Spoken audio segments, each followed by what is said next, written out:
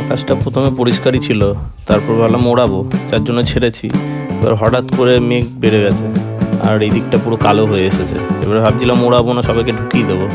Just লাঠিটা নিয়ে একটু সামনের দিকে গেছি, সব ঘা লেগে গিয়ে উড়ে গেছে। আর দেখছি এই ওড়া লাগিয়েছে।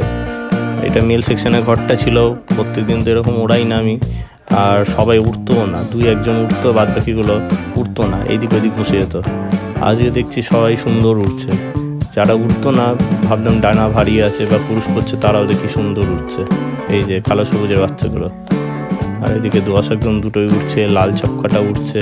টোটাল 5 জন মনে হয় উঠছে। হ্যাঁ, 5 জনই আছে, একটা খালি বাচ্চা আছে, ওটাকে দেখতে পাচ্ছি না, ওটা কোথায় গিয়ে বসলো। 5 জন উঠছে টোটাল।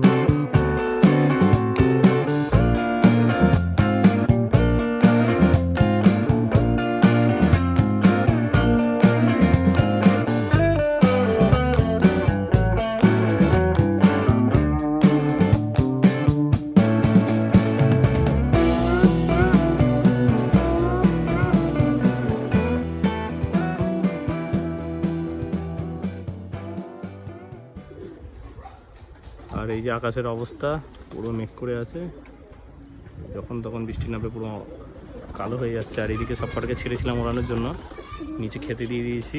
কয়েকটা তো উড়েছে, একটা জানি না কোথায় গেল, আসবে একটু পরে। এদিকে খেতে দিয়েছি, বাকিগুলোকে নামিয়ে দিয়ে ফাঁকে।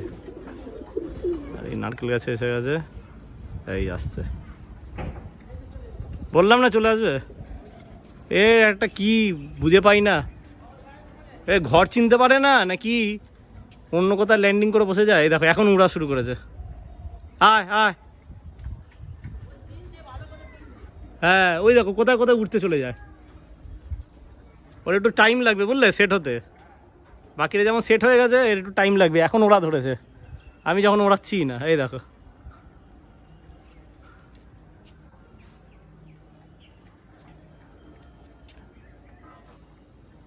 কোথায় গেল আবার।